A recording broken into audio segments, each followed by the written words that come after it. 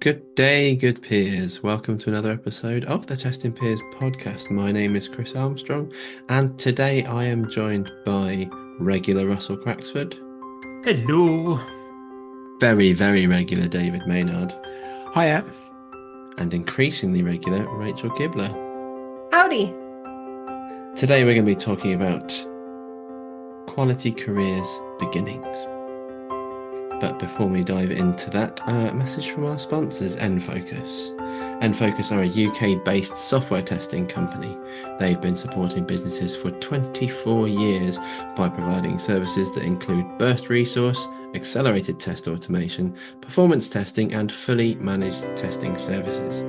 In 2021, they launched a test automation academy to create amazing testers, and they've now created jobs for 48 people in our industry in just under 3 years, which I think is fantastic and very relevant to today's topic. If you want to know more, visit enfocus.co.uk or email info@enfocus.co.uk. Today's banter is from Rachel, and we have not been prepared, so I'm looking forward to this. Over to you. I'm so excited about this one. So I do these spotlights at work and coming up with questions for one in the future, which is the I hate talking about myself spotlight. So today's question, today's banter. If you were playing two truths and a lie and you decided you just wanted to completely lie, what would your three lies be? So something believable, where people are going to guess that at least two things are true, but you're just three lies.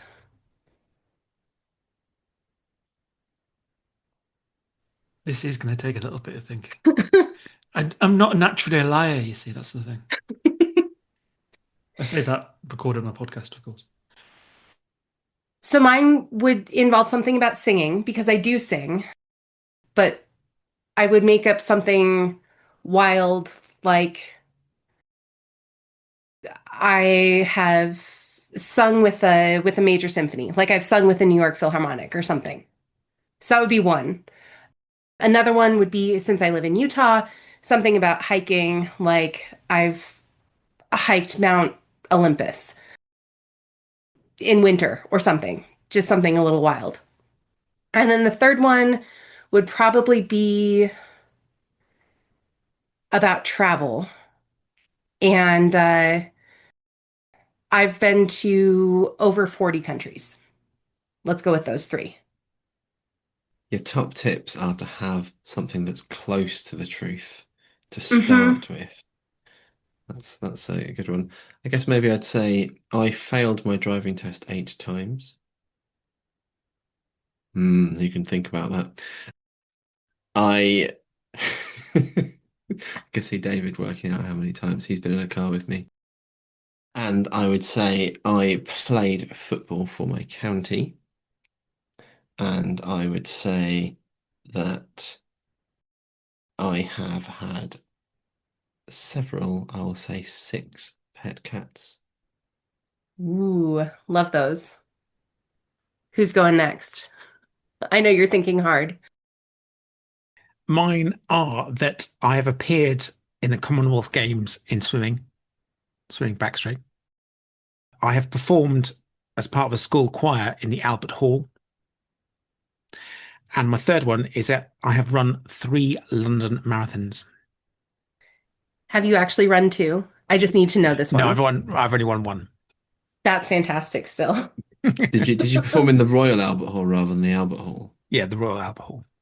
Nice. No, I didn't. No, Oh, no. No, I've only appeared at Salisbury Cathedral, not any halls. And it was televised. There's still even if you really trawl the internet, you will find me. Some of my group found me once, but I'm not going to share that in the links in the podcast episode. Okay, Russell. Okay, so I had tryouts for the English basketball team. I climbed Kilimanjaro. The third one I'm struggling with. Um, again, see, I don't lie naturally. I've competed in the Commonwealth Games in fencing. Ooh. Do you actually fence? I used to, and I have never competed international competitions. I've done national ones. That's awesome. And Chris, I have to ask, how many times did you fail your driving test? It was six, listeners. One time I had the flu and I still took it. I was not really corpus mentis. Have you actually passed? Yes, Be honest but now. only once. It was within a very quick space of time. My mum's tactic was just keep on taking the test. Don't do any more lessons. It's very much like rerun the automation till it passes, isn't it? Yeah, it was depressing because the driving instructor said there's actually nothing wrong with your driving. It's just you panic under the pressure. I like the examination was so stressful I could basically hear my heart beating and not hear the examiner in the driving around the streets of Cambridge. It was quite depressing, and I put a lot of pressure on myself Of course, that was in the days when you could take driving tests very quickly after each other every 2 weeks. rather than waiting 8 months between each driving test. You failed the test, and Mum was on the phone booking the next one for 2 weeks' time. UK driving laws are wild. Really unsettling and not enjoyable. I was very happy once I passed, and I still passed before all of my friends, if that tells you the speed with which I still managed to pass my driving test. Or the slowness of your friends. Did you actually do any training? I had a total of 11 hours of lessons. Well, you did And well and then. if you add up the seven total driving tests, it's not enough. Not much more. No. Okay. You brought up the word training. Is this our segue? Why not? Today's topic is talking about quality career beginnings. So we came up with this idea because basically we're thinking about if you are starting out in a career in 2025, what are your career or how can you enter into our wonderful profession and what skills do you need? I'm going to bring up the culture ad, not culture fit, at some point during this podcast, I'm sure.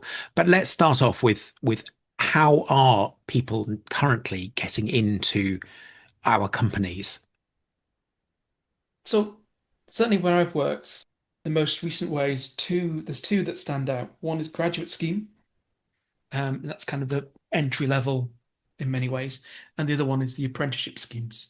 So they're the schemes that people that don't come necessarily from software background have entered into kind of the thing. They've segued from other parts of the business, or they've segued from other careers, or straight from school.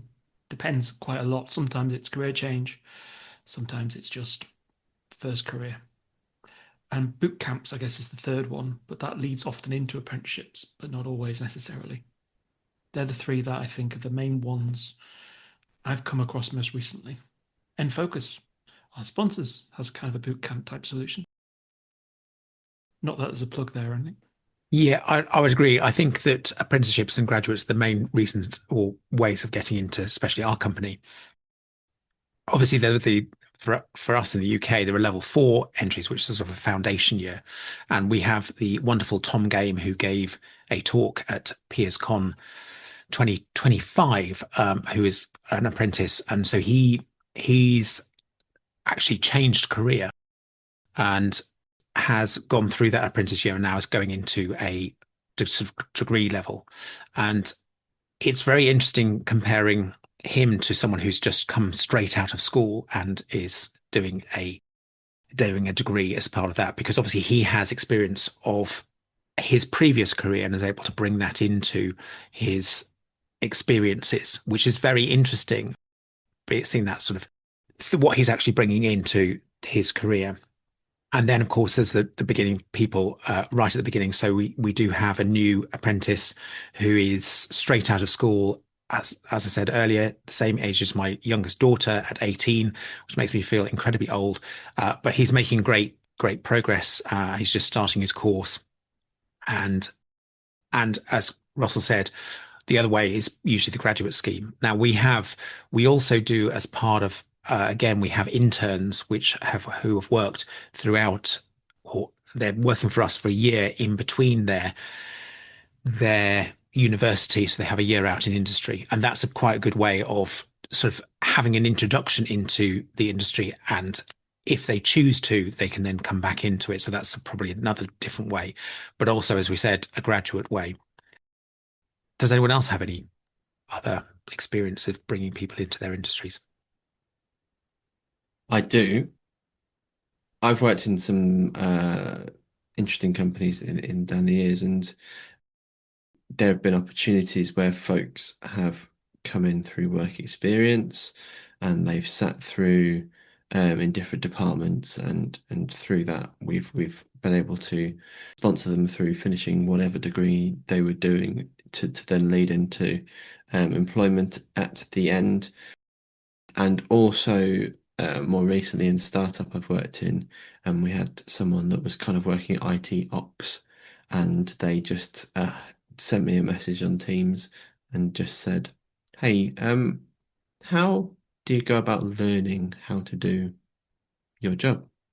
And I was like so happy because I was like, "There's so many cool things, so many interesting resources. Like, what is it you're interested in? Let's find a path." And I was able to share opportunities as well as pathways as well as things, and whilst they're being employed, involve their line manager in those things, and to work out a sort of a transitional phase from their existing job to the new one, which I guess leads a little bit to what we were talking about, how a lot of the older ways that people fall into the industry have gone. It does still happen, and I think there is a case of identifying, asking questions, demonstrating curiosity about things that can still lead to those opportunities if you go and find them. They're just not quite so obvious. But I think certainly in smaller companies that are less likely to be offering sort of apprenticeships and things like that, there are ways if you're working in and you get to see people who are hopefully vocal and interestingly displaying their work, to be able to sort of build relationships and understand how you can get in. And I was only too delighted to help. So my company, we have this cool program called Sequel University. Sequel is my company. Sequel University is because we have really heavy employees in both our call center and our distribution center. We like to hire internally as much as possible. And so Sequel University serves to train people in tech, in both development, and I started a testing course. So they do like a little mini course with me that's 8 weeks long, and then a 2 week internship, and then they're eligible to apply for internal hirings or any roles that they seem qualified for.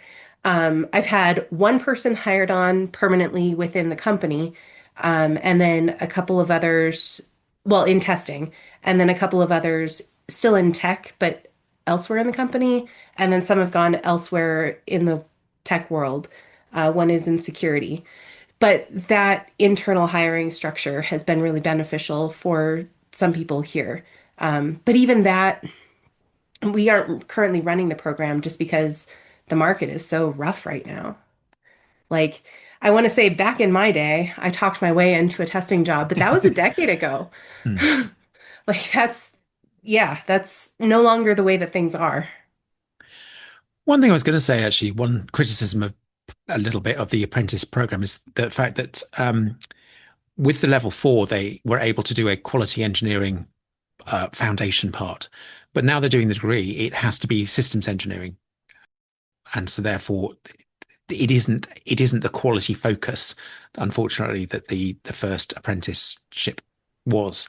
I know that they will do quality as part of the work that they're doing here, but it's interesting that the actual degree is not actually covering that. Yeah, we found that as well, that if you wanted to go to the degree level, it kind of fell short, or it was more engineering generally Yeah. versus specific niche of it. I think it is good to point out that, and I think as Chris has mentioned it, I think there are ways that companies do put effort into their employees in cross-training, upskilling, changing things. And I think that we, as an example of the leaders, probably demonstrate it as well. Rachel's mentioned it, I think, is that we work with people. And generally, if someone wants to become a quality engineer, a test engineer, we if even if things don't exist, we will point people in the right directions to the websites, to the blogs, to the pods, to all these sorts of things that help people do it. I would say that the barrier level is raised slightly, maybe from when we were starting out, but it's still possible. I've certainly seen people successful in my companies and so on that haven't had formal cross training, but they've used their own time, they've done some programming courses, they've invested, they've run some, you've given them some activities to do, and that you can actually transfer and you do those things. There's a lot of self-learning to get there. If you're lucky, you're in a big enough company that actually might build some of this material to reuse it, to share it, because it's a positive experience for all. But it's more often side of desk. It's more often people supporting each other because they want to help. And I would say definitely the one thing I've seen of the test community is it's incredibly positively supportive in general. There's always elements of it on LinkedIn or what was Twitter and X and so on that can be a little bit um, harsh, I'll call it. But the majority of people that when people want to get into the field are open to kind of showing, explaining, and doing a lot of those sorts of things. And with the likes of Udemy, LinkedIn Learning, um, like Automation University, there's loads of different places online that you can actually do a lot of free learning. That means it doesn't have to cost anything other than your time to actually put some of the skills together because the toolbox of a tester has grown and will continue to grow. Now we've got the AI world, which can be both a blessing and a curse. It can actually give you help, but it can also mislead you. And if you don't know what you're looking for, it's much easier to go off on a tangent or get the wrong thing. And I'm very tangential. I always go off in tangents. That's just me talking though, rather than learning. But it is interesting that that is less common now, I think, than it was. And the more designed gateways, certainly in the UK market, are the ways of doing it. But I still remember when I started out the idea of an apprenticeship, sorry, not an apprenticeship, a graduate program in software testing or in quality engineering, they didn't exist. So you had no choice but to put the graft in yourself. But now there are more gateways, there are more options, but competition is hard. And I guess now it comes down to how do you show that you are a strong candidate? How do you show the right behaviors? And that's always interesting because a lot of this, I know I've just talked about automation and coding and engineering side, but a lot of it comes down to actually teamwork, collaboration. Are you the sort of team player where you work well with others? Because what we do when we engineer software is we work as a team.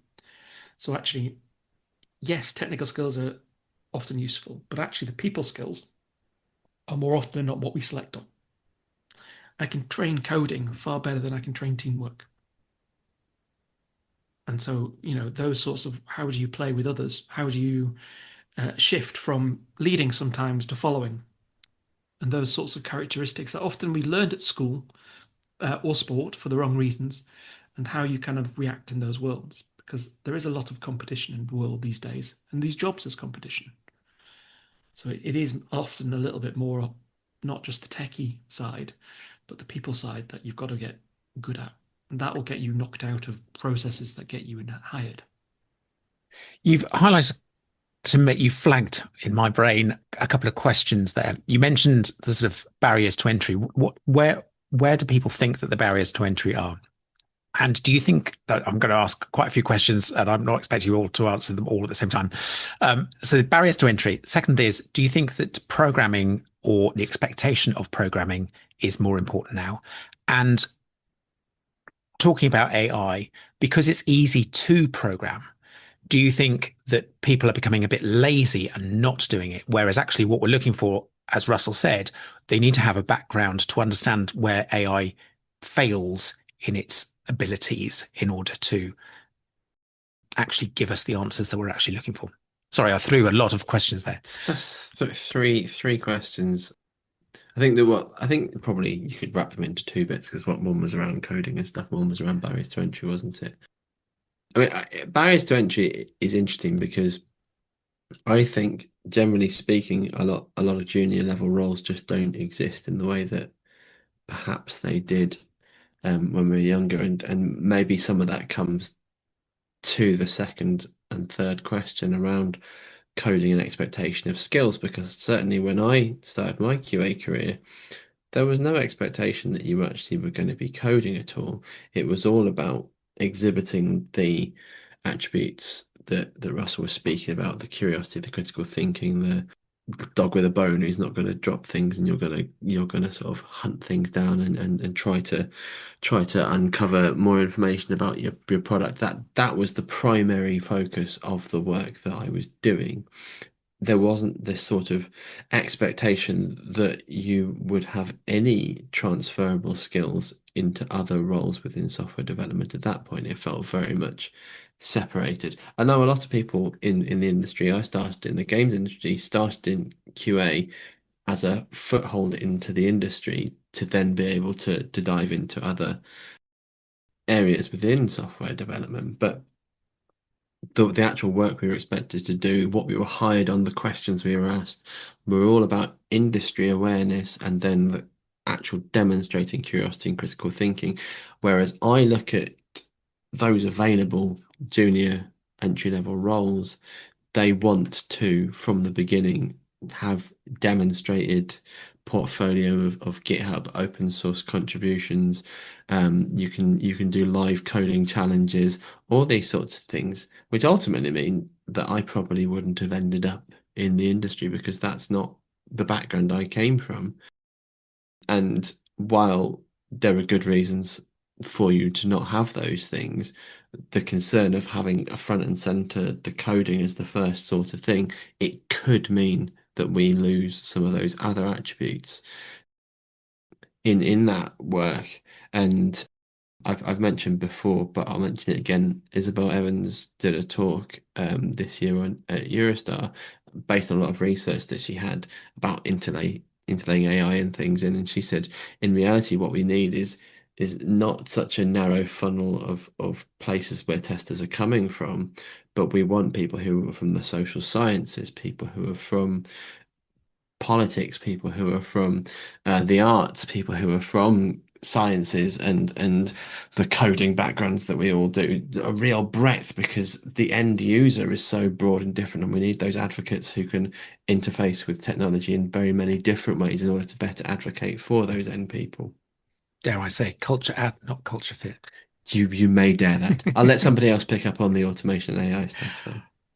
I think understanding the basics of automation of programming is really important, but I don't think I still see a lot of job descriptions that are for completely like writing test plans and writing test cases and executing test cases not in an automated fashion.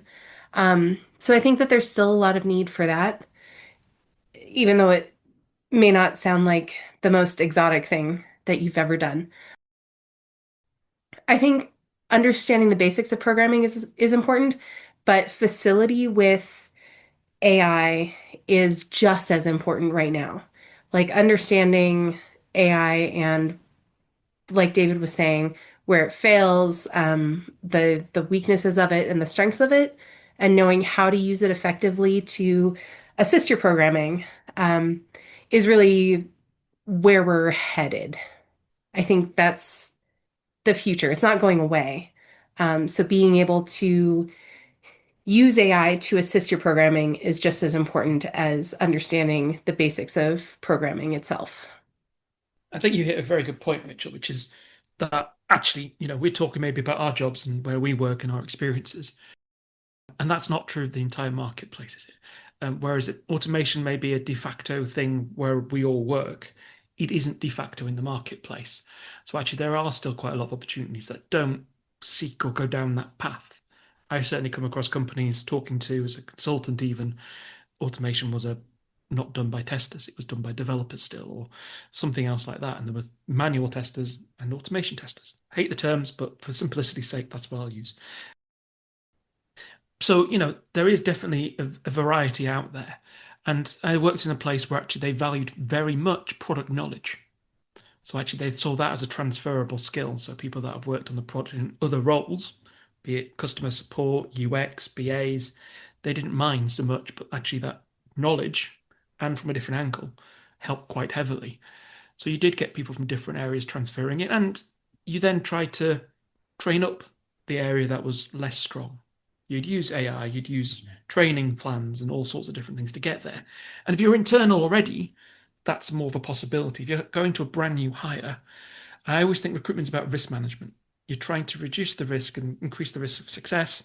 So what's the biggest risk? Well, if you can't end up learning to automate, and automation will become the de facto part of the role, or it's the direction of my strategy, it's a challenge. So how do you mitigate that? Well, some knowledge of programming, even if you can't do great amounts or you do the wrong language or something else, but you have a conceptual understanding of it.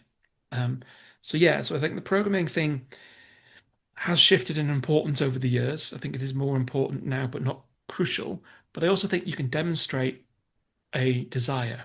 And the way I always looked at it, I want the people that don't just say, I want to become a tester, because maybe I want to be everything. I want to be a VA this week. I want to be a tester this week. I want to be a developer next week. That invest in themselves towards a goal. So that could be doing meetups. It could be going to conferences. It could be doing a course like ISTQB or something of that ilk, or Ministry Testing got some, etc. It could be Udemy courses. It could be YouTube courses. But when I ask them the question, what are you doing to advance your knowledge and testing? If the answer is Google, I kind of generally feel that's a bit meh.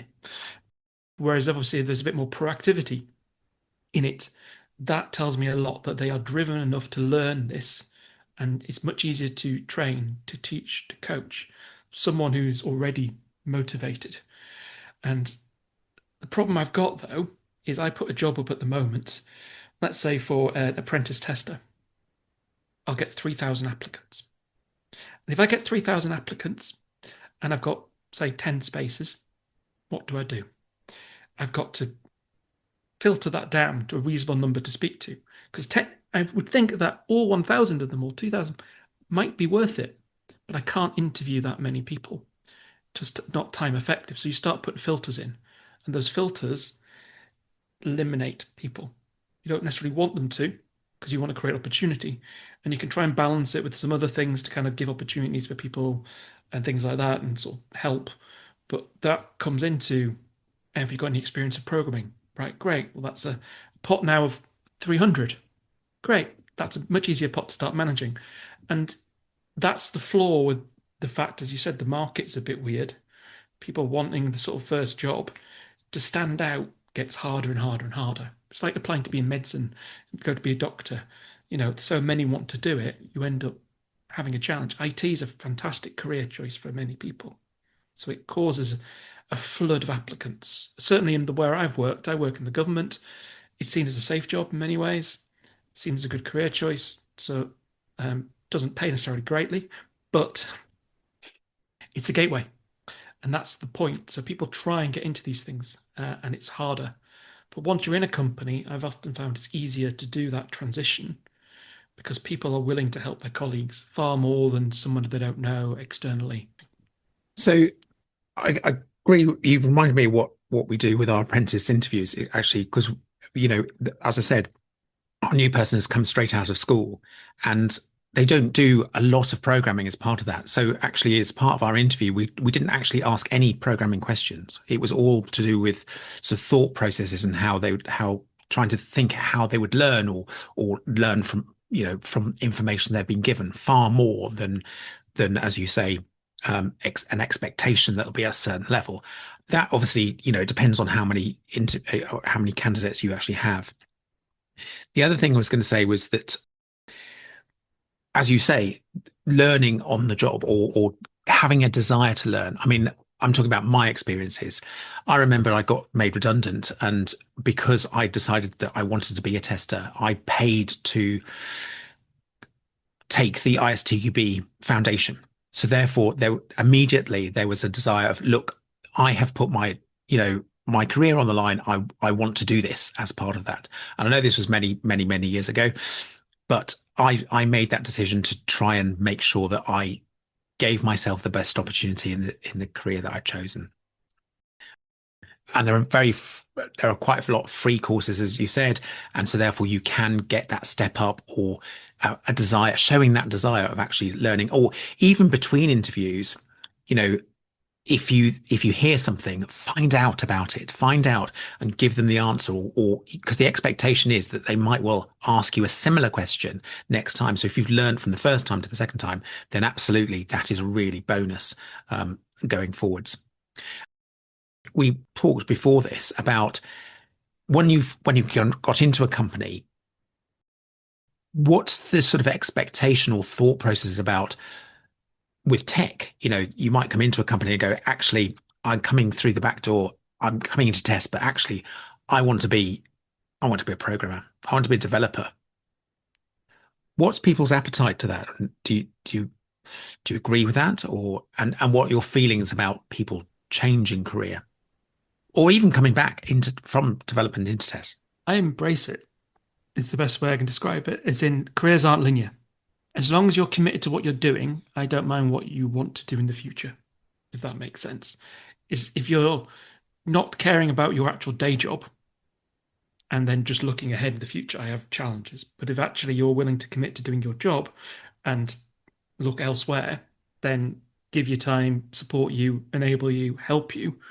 But if you will do a really bad job and just completely focus on something else, then we'll be having conversations about performance. I think is the short answer. But I'm all for like stepping stones, opportunities. You don't know what you know until you try it. You know, you can see the world opens up. If you want to become a UX specialist, you might want to become a BA. You never know until you actually try these things. So explore, adapt. I see it as a positive. The best developers I've ever met were testers. I agree with a lot of what Russell said. I came into testing as a second career and immediately thought, well, anyone who wants to leave testing for something else is wrong and shouldn't be in testing in the first place. And I've done a complete 180 on that. Now I'm so thrilled when people want to take their quality mindset into product or development when yeah, Russell said it best. The best developers that I know have come from a testing background. I'm married to one, and he's great. And I think it's really important that we let people grow in the way that they want to grow, that we not just force them into boxes. But I wouldn't necessarily say that in an interview, that I don't want to do testing my whole life. I would say I'm enthusiastic about testing, and this is why. Not just I'm looking for any kind of foothold to get into tech. That's Wise. that's a killer. Yeah, it doesn't make you feel committed in the short term if you start talking about your medium term plans. Right. So people want a bit of dedication for a few years because it's investment of time and effort to get you skilled. I also embrace if people want to change career from testing to someone else, and I completely agree with both you and Rachel and Russell, in that actually the best developers, if they've got that quality mindset, they use that to their advantage in their development career. And so, yeah, some of the best, as you say, Russell, some of the best developers have that quality mindset because they come to you as almost as equals, talking about what's best for the product rather than, you know, the traditional chucking it over the wall and things like that. You know, they have an empathy for what the overall desire. And as we said before, quality is everyone's responsibility. So actually getting everyone on board and having a better understanding is far better for everyone. It wasn't just quality of them as well, it was speed almost because they're doing it right first time, as in they're having the conversations to avoid rework. So they ended up progressing to be seniors, leads, architects really, really quickly compared to everyone else because they thought about the whole system, not just one thing. Go on, Chris. You've got something on this. I know you have. Yeah, I mean, I think in many ways the greatest beauty of a career in testing is possibly one of the greatest barriers to entry, which is it's so diverse. You can land in two different companies that look the exact same on paper, but everything is different. Different glossary of terms, different approaches, different priorities, different everything. And that means that when we sit at a computer looking for career choices for this person, it's hard to land on that one true starting point. How does one begin this? Because this isn't a single thing. We've all come from different places, and yet we land on things, and perhaps we have philosophies and things that align. But if you drop the four of us in the exact same job in four parallel universes, we do a totally different job. And I think that level of sort of fluidity in differentiation between different places is wonderful, but it does make it hard to land on that one true thing. And just because it was true for me and my experience doesn't mean it's true for others. And that makes it a lot harder, I think, than like a more logical, linear kind of role to sort of get that gateway into those things. And so it's almost that adaptability attribute from the offset has to be something that you land on. But we do need to do a better job of also speaking about what it is that we do, what the value is. And that's where speaking to students and boot camps and things and highlighting that this is a thing would really help. It's the foundations, isn't it? Like if you're at the entry level, don't sort of thing, it's having an understanding of the foundations, that the fact there is a different context, there is a mobile that's slightly different, there is web, there is Internet of Things, there is embedded hardware, there's all sorts of these different things out there, and they have different risks and different profiles and different habits, I call them for want of a better word. And actually, there's different languages that have different risks. There's different ways of doing automation. There's different types of levels of testing, APIs, UIs, unit tests, so on and so forth. No one at entry level is expected to be an expert in all these subject areas, but it's an awareness of the breadth of it to a foundational level that's more useful than actually investing 300 days of your life becoming an expert on UI testing, because actually only 50% of jobs require it these days, or something like that. So you're more better, in my head, having a broader, shallower knowledge. But some companies will insist upon you being an expert in X or Y. And this is where you can't win. You can't always win all the time. But I have to say, if you have a breadth of knowledge and you can show that you've learnt a shallow depth of a lot of things, and our language or our context, or to do some basic stuff with Playwright or something like that, most good leaders will see the transferable skills that you've been able to demonstrate you've picked up, and see at the foundational sort of career path. You're not going to get a job as a senior tester with that, but they'll give an opportunity at kind of the lower levels and the lower grades to kind of get you in, to give you more opportunity to build those skills up. But it also means when you're transferring, let's say from one domain to another, you may be an expert in one, but actually learning still quite heavily in a different domain, that not all our skills are equally transferable, and we have to learn to adapt. As you say, adaptation is often one of the great skills, and there's a leaning towards sometimes, certainly where I've worked, consultants, when hiring them, that you see that they've got a breadth of experience, unless you're looking for a Java-based back-end unit testing god. You're looking for someone generally who can be more adaptable and fit in and learn the skills to fit the client's needs, versus someone who has shown no ability to adapt and just a one-trick pony, for want of a better word. But again, it depends on your context. I I love those points. I think for someone just trying to get into tech, that having a portfolio that is on GitHub or whatever with a learning journal is really the way to go. Of I learned about this today and this is what I want to pursue more of. Because resumes don't tell a very good story a lot of the time. So being able to point to something where you show that breadth of knowledge, even if it's very shallow, that you show awareness of what's out there. I say this and I don't have a portfolio of my own, but I think it's for someone just trying to get in. I think that would be a really fantastic thing for them to do. Definitely a good idea. Right. We could talk about this for a lifetime, I think. Maybe several lifetimes, maybe several careers, more appropriately. But it is probably time that we give you your eardrums back and let you rest. So thank you very much for listening. If you've stayed this long, we appreciate it as always. If you want to get out and reach to us, ask us questions on how to get into testing, anything of that ilk at all, feel free to reach out to us at contactus@testingpeers.com. Always happy to hear from our listeners.